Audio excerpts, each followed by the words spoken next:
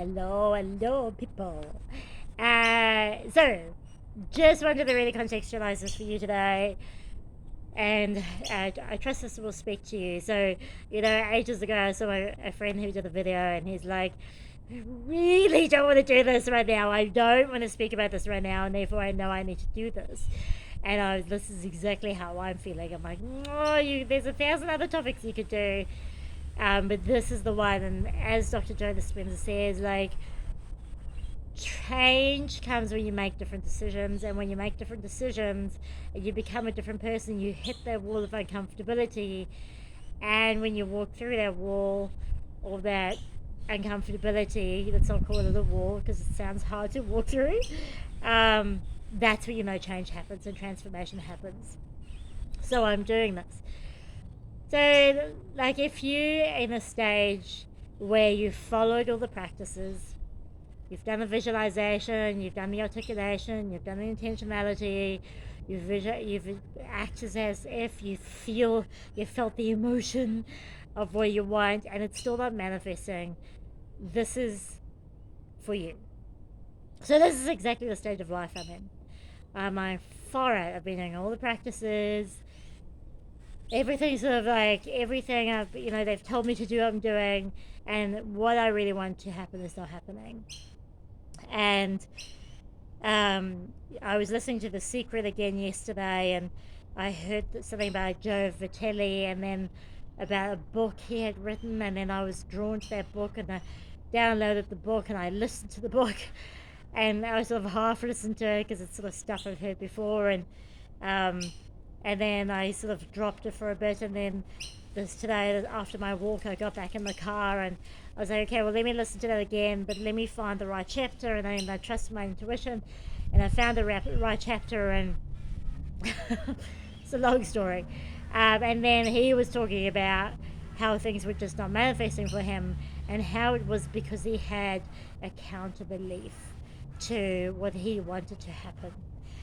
And so he gave some strategies, and he's like, remember, everything you draw into your world is you've drawn that into your world. So you really need to look at yourself. And he talks about this great doctor whose name I can't remember, right? Oh, he's the Hawaiian dude that came up with the Hokapono thing, where he worked in a criminal ward. He didn't see any of the patients, but he went, well, how have I drawn those people into my life? How can I heal myself and therefore heal them? And his Hokapono was, I'm sorry, I love you. I'm sorry, I love you. And it was all about self-love. And he just did that, and eventually the wall closed. That's the short story, right? So Joe was saying, okay, well, really sit with what's going on for you right now. So I sat, and I went, what's happening, sister?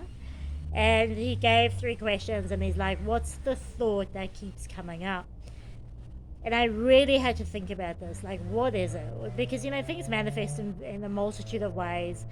But when I get really crunched it, and how I did that is I literally just sat. I just sat in the room, in the aircon, because it's hot here. And I didn't meditate as such. I just sat, and I just let it. I'm like, what is it? What is it? What is it? What is it? And eventually came up that I'm not good enough, right? And it's funny because I was like, is it not worthy enough? I'm like, no. Is it like, is it? And I sort of tested different variations, and I was like, no. It's definitely I'm not good enough. Got it. And I'm like, what's the derivative of that? Is I'm not lovable, right? And so am I weighing it up? So is it that you're not lovable? Or is it that you're not good enough? And I was like just weighing it up, just like feeling into it very sensitively, impartially, and the impartial bit is really important. It's like, it's not getting attached to the, oh, you see, I'm not good enough. It's just like, okay, well, it's there now. Which one is it? And it's definitely I'm not good enough. So the second question is, how do you react when you have that thought? So I was like, oh, so how do I react? I become judgmental. So when I don't feel good enough, okay, I judge others because I'm judging myself, right? So at the moment, I'm like, what I want is not manifesting. It's embarrassing because I've told people what I want to manifest. I'm the one teaching this shit, and yet I'm not even bringing this reality into my zone. So what the fuck, right? So I judge. And so, and a perfect example of that was this morning. I caught up with some people in my old running group. I used to belong to the social, the social running group, and I laugh because after 3 years of running, it never got easier. Like I just hate running. I just absolutely hate it. But I love the group and I love the people in the group. So I went for a social aspect, but I met them at the same cafe that we'd always meet at, and that was 7 years ago. I left Brisbane like 6, 7 years ago, and they were still there. And I remember sitting there going, "How are these people still here? Like, how are these people still in the same running group, coming to the same cafe? Like, good God, people, just fuck, you know." And but I was angry at myself. I'm like, how am I sitting here 7 years later? Like, what is going on? Like, this is not where I want to be, right? So I was judging them, but I was really angry at myself for being me. So that's my judgment piece, right? And so, and the, and the interesting thing about that is that usually I'm the life and soul of the party, and when I get to any environment, honestly, I can schmooze anyone, right? I can hold people in the depths of my hands. It's just my gift, right? My skill. But even when I saw them, it was really awkward. It's like, hey, I'm like, hey. And then there was silence, which often doesn't, like, silence is not something that happens with me around, right? But they're like, do you want to sit down? I'm like, oh, just get the coffee first, hey. And it was really awkward. It's because I was like, fuck, I hope they don't ask me about what I've been up to, because I feel so embarrassed that I haven't manifested what I want to manifest, that I just don't want to, I don't want you to ask me, right? That's what was coming up for me. I don't want you to ask me about what's happening in my life right now, because I don't, what's happening is, it's like not what I want, right? So this is, it was so weird. And even sitting down, I just felt that we just didn't gel. Like, and people didn't talk to me because I didn't want people to talk to me. I was like, please don't talk to me, because I don't want you to ask me about anything. And then they don't talk to me, and then I'm like, why is no one talking to me? See how this happens? Anyway, so the question is, how do you react when you have that thought? And my thing is, I become judgmental. And the interesting thing about that too is that when I become judgmental, I withdraw. Okay, because I don't want to hang out with these people. Like, then I have people in my life who send me so much love and so much energy, and then I look at them, I'm going, I don't want to be with you. I don't want you in my life. Like, how are you even attracted to me? Because you're a loser, and I don't want to hang out with losers, because I want to hang out over here, but you're over here. And then I become judgmental, and I push the people who love me away. And then the people who want nothing to do with me, where our energies are just not aligned, who I have somehow decided are the kind of people that I want to be with, I give my energy to them, but they don't give a fuck about me. They're like, who the fuck are you? Get away from me. Right? So they're judging me, right? So you can see how it's all sandwiched, right? And then when all of this happens, what happens is, I'm not lovable. I'm not good enough. See, I'm not good enough. See, I told you I'm not good enough, right? It's this cycle. So then another thing that Joe talks about is, well, then, sit and go back to the origin and then decide, like, ask your mind is, when was the first time I felt this? And I did, and I sat there, and I was like, I couldn't quite identify the origin. And I was like, oh, well, whatever. Let's just leave that. And then the third question is, who would I be without this thought? Now, this is a fucking amazing question, right? Who would I be without this thought? And my knee-jerk reaction would be love and light. And I was like, that's not a girlfriend. That's an easy response for you. And what it came out from me was, I'd be seen. I'd be seen. I'd be seen. I'd be seen as the bundle of emotions and highs and lows and insecurities and confidences and complexities. I'd be seen. So what happens, and because I don't feel good enough, the thing I present, the image I present to the world is that everything's always fucking working out for me, like, which it is. But I sort of like present this idea of perfection, and um, and so then I have this persona, and I remember when we were doing, what's his name, Indian guy, what's his name? Glasses Indian guy. Anyway, we were doing his meditation challenge. I can't remember what his name is right now. He's really well known. Anyway, there was a bunch of us doing this meditation challenge, and it was a 21-day meditation challenge. Deepak Chopra. And one of the questions came up, and I'm really thoughtful and think deeply, and I was giving like really thoughtful answers. People were like just jovial about it. I was really deep about it. And then one of my friends once came to me and said, Petra, it's nice to know that you're also human. And that's it, right? So I was like, that's what it is. It's being seen as human with all my complexities, because I am complex. and not only being seen as that, but being accepted as that. And that's who I'd be without the thought. And when I am truly seen as who I am, I open myself up to judgment, right? But it's really about being who I am, right? And that's it. That's just it, right? But if I invite judgment into my life, that's my own invitation. That's what I'm drawing into my life. It's always me. It's always me, right? And how I respond to it. So yeah, so that's where I'm at. So I'm like, okay, so it's sitting in that I'm not good enough.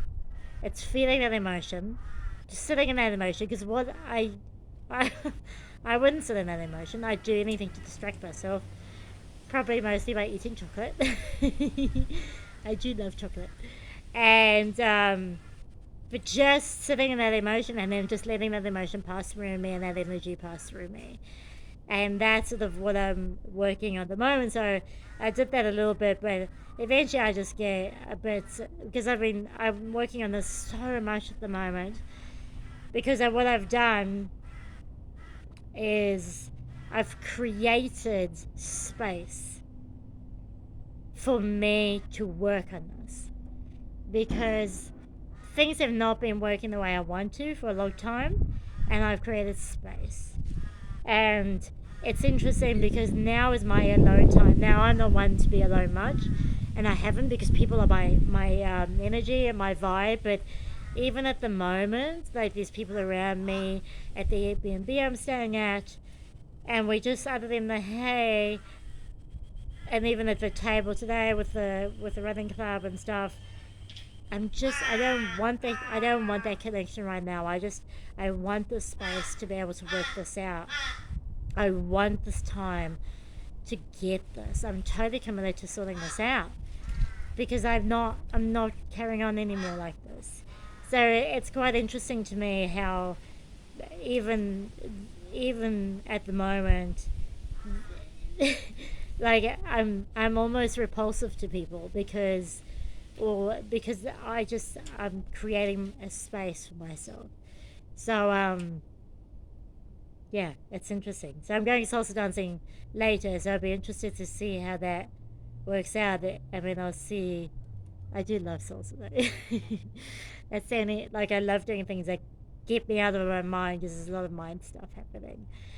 So coming back to the intention of the video. So the intention of the video is, if you are doing all the strategies, the manifestation strategies, and things are still not manifesting, the ask, believe, receive, that believe piece, there's a piece there stopping you from moving forward.